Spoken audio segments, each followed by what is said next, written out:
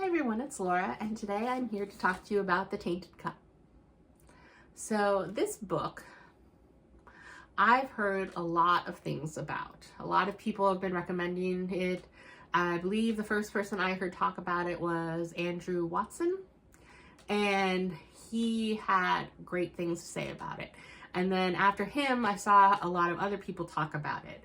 And so I was eager to get my hands on a copy because it was described kind of as a Sherlock Holmes murder mystery whodunit in a fantasy world, and that sounded extremely interesting to me. So I went out of my way to buy this copy from the Broken Binding, because the other copy, which I will insert here, is what I could buy at like a local Barnes & Noble. They didn't even have that when I went to look for it. They were out of stock. But I didn't really, well, it's not ugly per se. It's not nearly as beautiful as this version, in my opinion, at least for my personal taste. So I ordered this beautiful copy and had to wait for it to come in because I've ordered multiple packages from the Broken Binding before, and I think they have some beautiful editions, and I've never had a problem with them. But when I ordered this, another book came instead, one that I never even heard of and didn't ask for, so I had to send that back and then wait for this book. The customer service was spectacular though. They got back to me right away. They gave me an address to send it to. They reimbursed me the shipping, and then they sent this one out, and it came, it takes a while from the UK to get to me, so, but in a timely manner. So I was frustrated that it came later than I had hoped it would come, but overall I still am very happy with the Broken Binding as a whole. I will be more than happy to buy from them again. I still 100% recommend the Broken Binding, if nothing else, just based on their customer service and how responsive they were, but they also just have a great quality of things.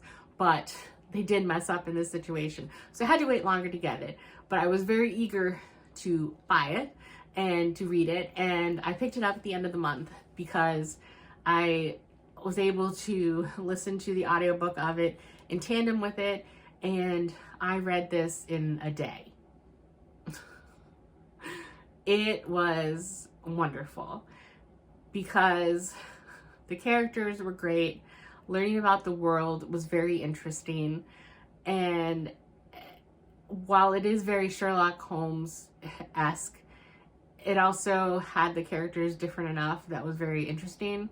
And the world, it's a world where the coastline is the most dangerous because they have these big leviathans, these creatures that come out of the water and attack them during the wet season. And so they have walls set up, and so the rich aristocracy and the emperor live in the inner circle, and then the poorer people are out in the outer circles.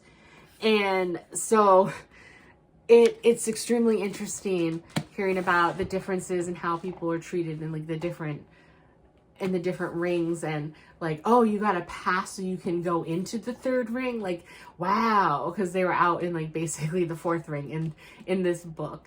And so the point of view in this story is from Dennis Cole, who is the Watson-esque character, and he wasn't what I would expect from a Watson-Sherlock duo, because at least to my knowledge, Watson is more of a mature person who's kind of like a military expert.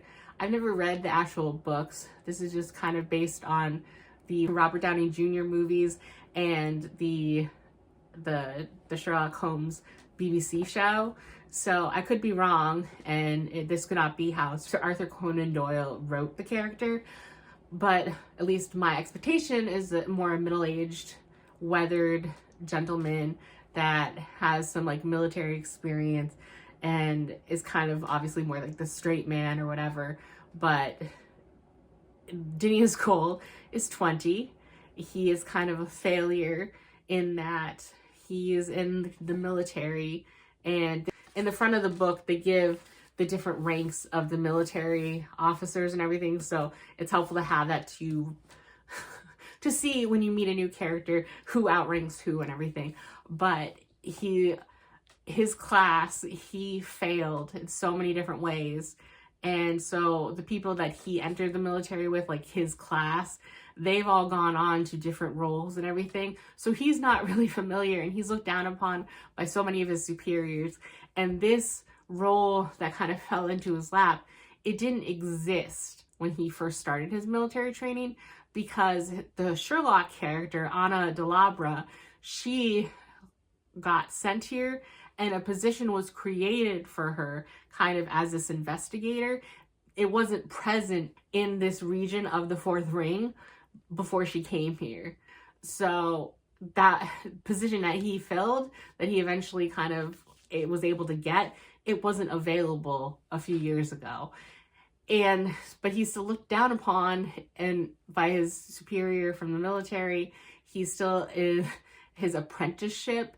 I don't know, they didn't give a specific time frame of like if you have to last like 2 years as an apprentice, or if certain like merits will allow him to pass out of his apprenticeship before the usual time frame or what.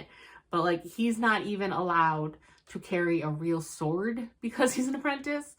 And so he's very unsure of himself in a lot of situations. And because he's so young, he goes to crime scenes because the Sherlock character, Anna Delabra, she is almost kind of a hermity character. And she, as someone says, like, well, wouldn't it be better if she comes here? And he's like, no, it would not. And once you meet her, you realize why, that it's a good thing that she's not there to see the crime scenes and talk to the people, because she would probably drive them all insane. So, but he's looked down upon by a lot of these people as a young, untrustworthy, inexperienced guy. And he himself kind of almost has an imposter syndrome about it, and I'm wondering why and how he got this role, and if he can actually fulfill the duties of this role. And this world is also interesting too, because certain people go through alterations. So like I tabbed this at one point to look back and reference it, because there are two methods of alterations for the body at this point. There are grafts, which are applied as a single alteration, a short burst of growth, saying granting a person increased stamina, better immunities, clearer vision, stronger bones. And then there are suffusions, which are more invasive and, most important, change you permanently and irreversibly, along with all the children you might have after, if suffusion even let you have any, because most of them did not. And so it's a very interesting system. And so Dinius Cole, has undergone suffusions, so he doesn't know if he'll ever be able to have children at this point, to have the abilities of an engraver. And an engraver is someone that is able to have basically almost like, what's it called? An eidetic memory, I think is what it's called, where they're basically, he can link memories to certain smells. So like when he visits a crime scene, he'll choose a certain scent, say mint for something, he'll sniff it, and then he'll observe everything at the crime scene.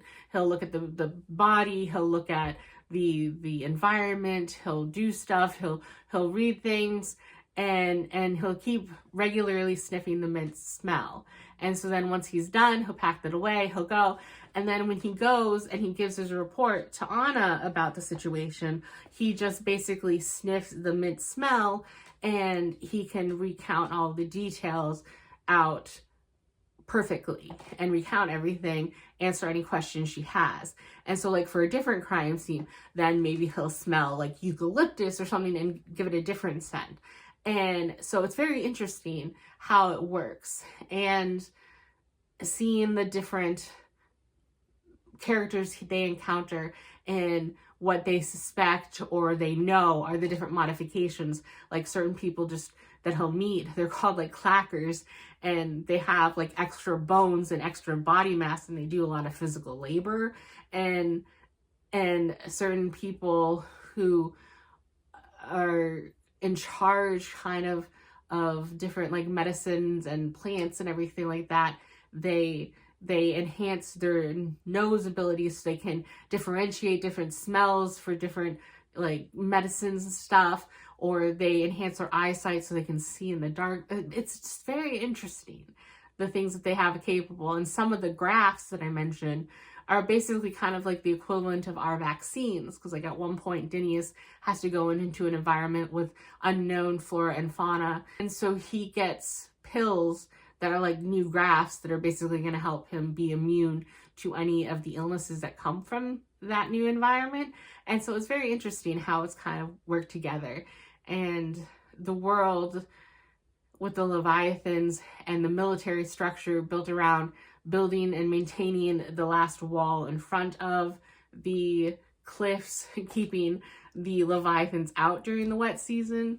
And then the murder mystery, which I haven't even gotten to yet, is intriguing because it starts off with chapter 1 that it's horrific. And it's basically a plant killed a guy by growing spontaneously through him. And trying to figure out how and why and who and all of that stuff. It's so intriguing. And I love this book and where it takes you and all the twists and turns and new questions come up and how they tie together. And, you know, is it only like one bad guy in the end, or is it multiple things that somehow tie in together? It's like, it's very fascinating. And then seeing the Ana Delabra work and the conclusion she comes to, but keeping Dinius on his toes and her eccentricities, and like he's not sure what treatments she's undergone or alterations, but she like wears a blindfold because she needs to think, and she seems to be able to just read paper with the tips of her fingers. She doesn't need to visually see it. She just can feel the ridges and read that way. And she needs to shut out all external sounds and stimulation when she's really thinking about something. Like, and yet she's so curious about the world and reads all these books and wants to build these contraptions. And anyone who's unfortunate enough to get caught in her crosshairs, she'll ask them about the most like crazy random stuff just to learn their things or what they have to impart as knowledge. And it's hilarious and I'm sure frustrating for those characters at the same time. But I really enjoyed it. I had no idea how it was all going to end or was going to wrap up, but I meant to check if this was part of a series or not, because honestly, it was a self-contained story, but obviously kind of being a Sherlock Holmes and Watson-esque characters, I would love to see them solve another mystery and do something else. If there's another book coming, and if this was the start of the series, I would be ecstatic, because it's so satisfying how everything wrapped up in here and where you leave this character. So if this is just going to be a standalone, then that's fine. I'm happy.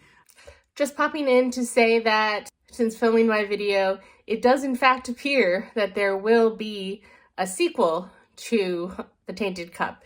It's called A Drop of Corruption, and it's supposed to be released April 1st. So yes, I've already pre-ordered it. Now my issue is that while I didn't really like the US version of the cover for The Tainted Cup, I actually kind of like the cover on A Drop of Corruption. And so now I normally don't own multiple copies of the same book unless it's like Pride and Prejudice, which is one of my favorite books of all time. And I have 3 copies of it. I'm not getting rid of any of them. Or Lord of the Rings. But I honestly, I don't know if I can hold myself back from just owning both versions of these books now. So I might, for 2 books, I might have both versions. We'll see. But I'm super excited personally to explore more with these characters. So being immersed in this world and meeting these characters, it was wonderful. I loved it. It was a great way to end the month of November. I gave this a 5-star. I'm so happy I bought the beautiful edition that I wanted, because this is definitely going on my shelves. I'm going to reread this at different points to probably just see, now that I know what happened at the end, to see what hints I missed or the clues going forward. And I just was very happy, and this lived up to the hype for me. I don't want to give I don't want to give anyone else overhyped expectation or anything, but at least for me, it lived up to the hype. It was 5 stars. I loved it. And I know that Robert Jackson Bennett also has, I believe it's another trilogy starting with Foundry Side. I would be more than happy to go back and read that, because I loved the writing in this book. It was wonderful, and I'd be willing to give him a shot, because I don't even know what that one's about, but he fully won me over with this book. It was wonderful. That's all I have to say on that book, and I will see you in the next video. Bye.